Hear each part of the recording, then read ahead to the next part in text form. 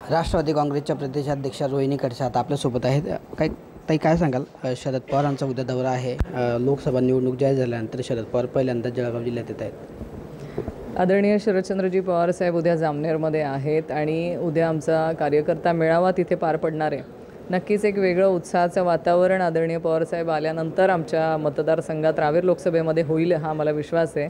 कारण इथे सगळे लोक हे आदरणीय पवारसाहेबांना मानणारा मोठा वर्ग ह्या मतदारसंघात आहे आणि एक चांगलं वातावरण ते येऊन गेल्यानंतर रावेर लोकसभेमध्ये आपल्याला बघायला मिळेल. काही रावेरमध्ये काही लोकसभेमध्ये काही कार्यकर्त्यांची नाराजी आहे. ये वाला लेते हैं. Inverter AC. आप गैम्बलर हो ना? गैम्बलर? जुआ खेलते हो ना? तुम जुआ खेलते हो? अरे नहीं, ये तो कुछ भी बोले जा रहे हैं. इतनी महंगी और नाजुक एसी खरीद कर स्टेबलाइजर नहीं लोगे तो ये जुआ नहीं हुआ तो क्या हुआ? सिर्फ एक फ्लक्चुएशन आपके इन्वर्टर एसी के पार्ट्स को डैमेज कर सकता है. उसे वी गार्ड से सुरक्षित रखिए.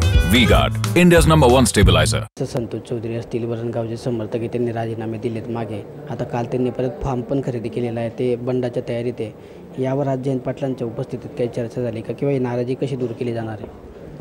आदरणीय संतोषभाऊ चौधरी हे आमच्या पक्षाचे ज्येष्ठ नेते आहेत आणि ते आदरणीय पवारसाहेब असतील किंवा आदरणीय प्रांताध्यक्ष जयंतराव पाटील साहेब यांच्या संपर्कात आहेत असं मला माहिती आहे. त्यानुसार त्यांच्यामध्ये जी चर्चा होईल त्यातनं एक चांगला वेगळा मार्ग नक्कीच निघेल हा मला इच्छा आहे आणि त्याच्यावरती आता आदरणीय जयंतराव पाटील साहेब तुम्हाला स्टेटमेंट देतीलच की.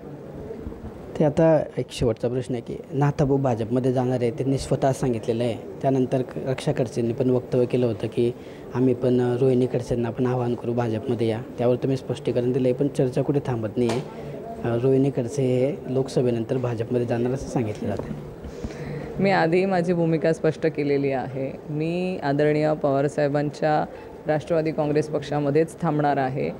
मी ह्याच पक्षाच्या विचारधारेवरती भविष्यात देखील काम करणार आहे हे मी प्रत्येक वेळेस माझी भूमिका स्पष्ट केलेली आहे.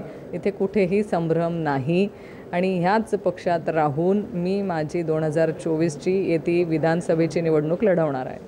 तरी पण मग आता सध्या रक्षाताई भाजपच्या उमेदवार आहेत आणि आपण शरद पवार गटाच्या उमेदवारासाठी प्रचार करणार आहे. कुठेतरी एकाच कुटुंबामध्ये हा जोरदार सामना रंगणार आहे. जसा बारामतीमध्ये आहे तसंच रावेर लोकसभेत. मी तसं म्हणणार नाही. बारामतीमध्ये वेगळी परिस्थिती आहे आणि रावेर लोकसभेमध्ये वेगळी परिस्थिती आहे. इथे विचारांची लढाई आहे ना की कुटुंबाची लढाई आहे. आज त्या रक्षाताई आहेत ह्या भारतीय जनता पार्टीच्या विचारधारेवरती त्यांनी निवडणूक लढवण्याचं ठरवलेलं आहे आणि मी जे आहे ते आदरणीय पवारसाहेबांच्या पक्षाच्या विचारधारेवरती काम करत आहे. ही कुठल्याही व्यक्तीच्या विरोधातली निवडणूक नाही आहे तर ही विचारधारेची निवडणूक आहे आणि ह्या विचारधारेला घेऊन आम्ही दोघं पण निवडणुकांमध्ये सामोरे जातो आहे आणि जो काही निर्णय असेल तो विचारधारेचा निर्णय असेल आणि नक्कीच मला लोकांवरती तेवढा विश्वास आजही आहे की महाविकास आघाडीच्या पाठीशी लोक खंबीरपणे उभे राहतील. तर ह्या होत्या आपल्यासोबत रोहिणीताई खडसे. त्यांनी सांगितलं की रक्षा खडसे जरी उमेदवार असल्या कुटुंबात असल्या मात्र ही व्यक्तीची लढाई नाही तर ही विचारांची लढाई आहे. ते त्यांच्या विचारधारेवर लढत आहेत आणि आम्ही आमच्या विचारधारेवर लढत आहोत. तर दुसरीकडे भाजपमध्ये जाण्याच्या चर्चेवर पण त्यांनी मत व्यक्त केलेलं आहे की मी कुठेही भाजपमध्ये जाणार नाही आहे.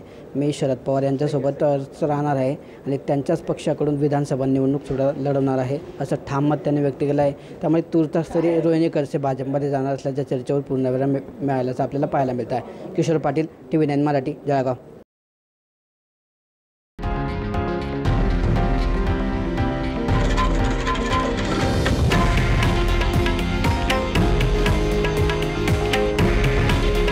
हे आहे देशातील नंबर 1 न्यूज नेटवर्क आणि आपण पाहत आहात TV9 मराठी. काळजी तुमची, हित महाराष्ट्राचं.